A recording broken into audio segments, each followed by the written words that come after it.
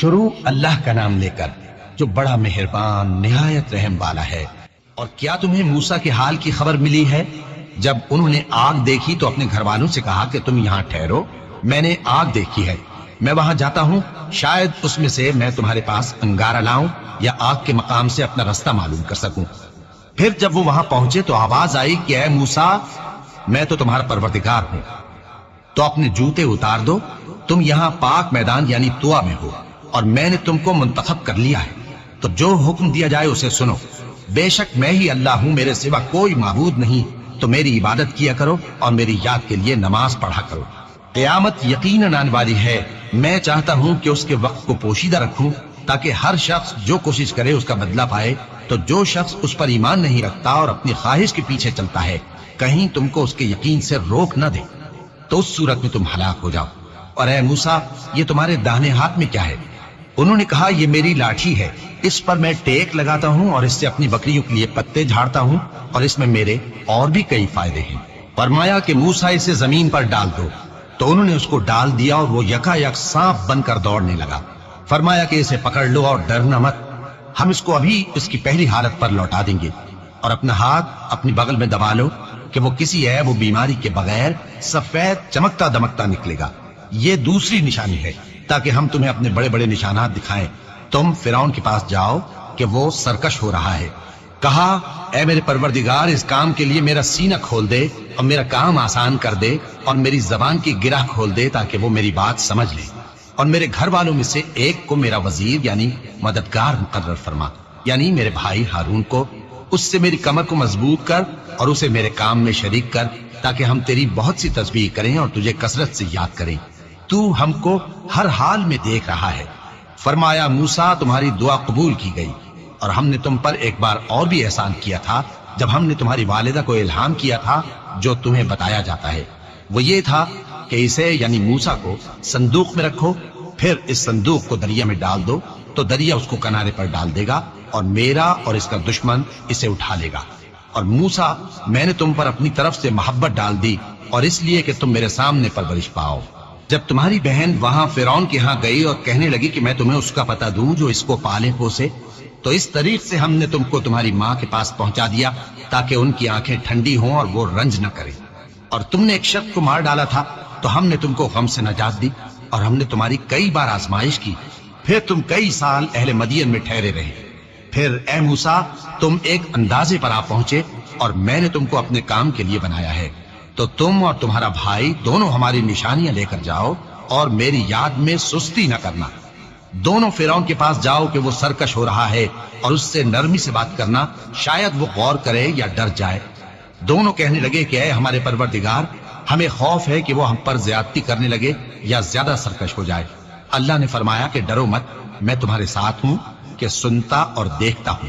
اچھا تو اس کے پاس جاؤ اور کہو کہ ہم آپ کے پروردگار کے بھیجے ہوئے ہیں، تو بنی اسرائیل کو ہمارے ساتھ جانے کی اجازت دیجیے اور انہیں عذاب نہ کیجیے۔ ہم آپ کے پاس آپ کے پروردگار کی طرف سے نشانی لے کر آئے ہیں، اور جو ہدایت کی بات مانے اس کو سلامتی ہو۔ ہماری طرف یہ وحی آئی ہے کہ جو جھٹلائے اور منہ پھیرے اس کے لیے عذاب تیار ہے۔ غرض موسیٰ اور ہارون فرعون کے پاس گئے، اس نے کہا کہ موسیٰ، تمہارا پروردگار کون ہے؟ کہا کہ ہمارا پروردگار وہ ہے جس نے ہر چیز کو اس کی شکل و صورت بخشی، پھر راہ دکھائی۔ کہا تو پہلی قوموں کا کیا حال ہوا؟ فرمایا کہ ان کا علم میرے پروردگار کو ہے جو کتاب میں لکھا ہوا ہے۔ میرا پروردگار نہ چوکتا ہے نہ بھولتا ہے، وہ وہی تو ہے جس نے تم لوگوں کے لیے زمین کو فرش بنایا اور اس میں تمہارے لیے رستے بنا دیے اور آسمان سے پانی برسایا، پھر اس سے مختلف نباتات پیدا کی کہ خود بھی کھاؤ اور اپنے مویشیوں کو بھی چراؤ۔ بے شک ان باتوں میں عقل والوں کے لیے بہت سی نشانیاں ہیں۔ اسی زمین سے ہم نے تم کو پیدا کیا اور اسی میں ہم تمہیں لوٹائیں گے، اور اسی سے ہم تمہیں دوسری دفعہ نکالیں گے۔ اور ہم نے فرعون کو اپنی سب نشانیاں دکھائیں، مگر وہ تکذیب اور انکار ہی کرتا رہا۔ کہنے لگا کہ موسیٰ، کیا تم ہمارے پاس اس لیے آئے ہو کہ اپنے جادو کے زور سے ہمیں ہمارے ملک سے نکال دو؟ تو ہم بھی تمہارے مقابل ایسا ہی جادو لائیں گے، تو ہمارے اور اپنے درمیان ایک وقت مقرر کر لو کہ نہ تو ہم اس کے خلاف کر رہے ہیں اور نہ تم، اور یہ مقابلہ ایک ہموار میدان میں ہوگا۔ موسیٰ نے کہا کہ آپ کے لیے یوم زینت کا وعدہ ہے، اور یہ کہ لوگ اس روز دن چڑھے اکٹھے ہو جائیں۔ تو فرعون لوٹ گیا اور اپنے سامان جمع کر کے پھر آیا۔ موسیٰ نے ان جادوگروں سے کہا کہ یہ تمہاری بربادی ہوگی، اللہ پر جھوٹ نہ باندھو، وہ تمہیں عذاب سے فنا کر دے گا، اور جس نے جھوٹ باندھا وہ نامراد رہا۔ تو وہ باہم اپنے معاملے میں جھگڑنے اور چپکے چپکے سرگوشی کرنے لگے، کہنے لگے یہ دونوں جادوگر ہیں، چاہتے ہیں کہ اپنے جادو کے زور سے تم کو تمہارے ملک سے نکال دیں اور تمہارے بہترین مذہب کو نابود کر دیں، تو تم جادو کا سامان اکٹھا کر لو اور پھر قطار باندھ کر آؤ۔ آج جو غالب رہا وہی کامیاب ہوا۔ جادوگر بولے کہ موسیٰ، یا تو تم اپنی چیز ڈالو یا ہم اپنی چیزیں پہلے ڈالتے ہیں۔ موسیٰ نے کہا بلکہ تم ہی پہلے ڈالو۔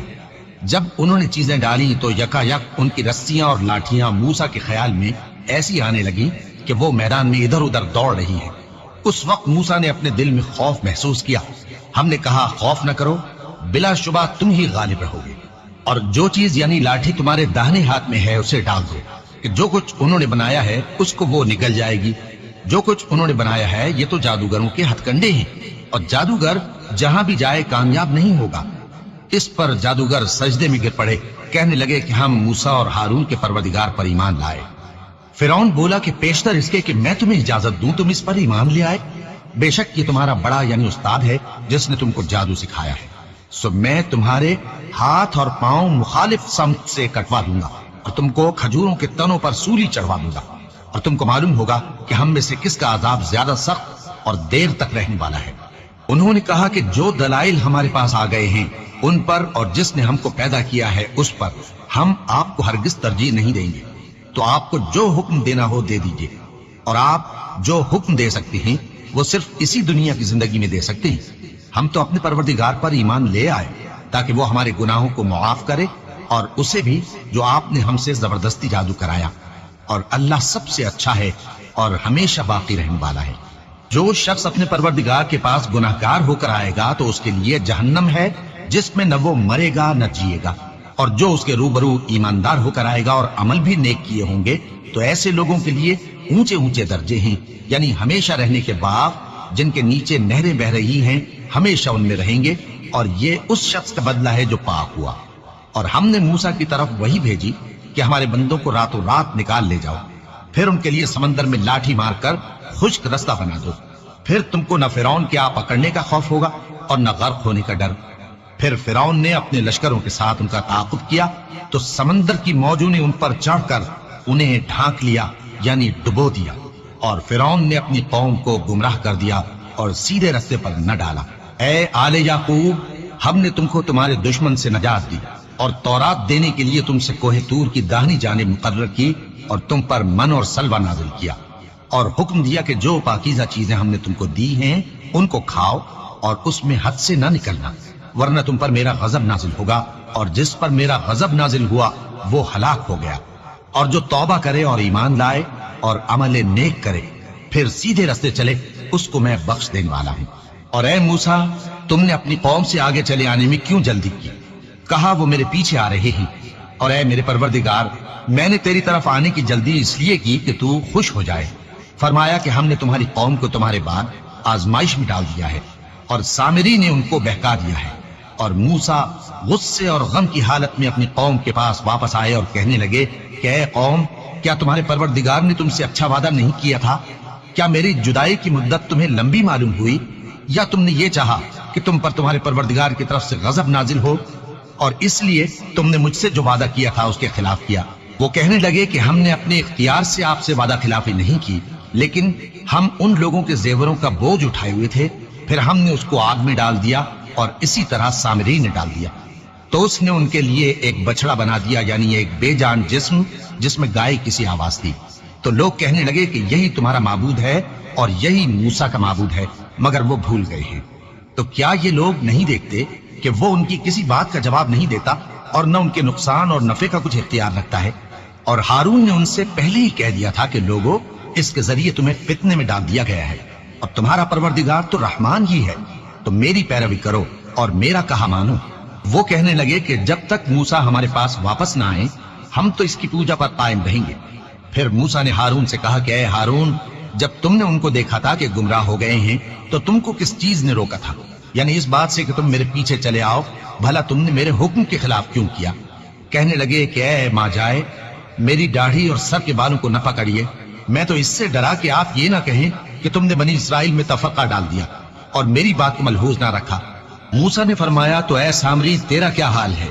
اس نے کہا کہ میں نے ایسی چیز دیکھی جو اوروں نے نہیں دیکھی، تو میں نے فرشتے کے نقش پا سے مٹی کی ایک مٹھی بھر لی، پھر اس کو بچڑے کے جسم میں ڈال دیا اور مجھے میرے جی نے اس کام کو اچھا بتایا۔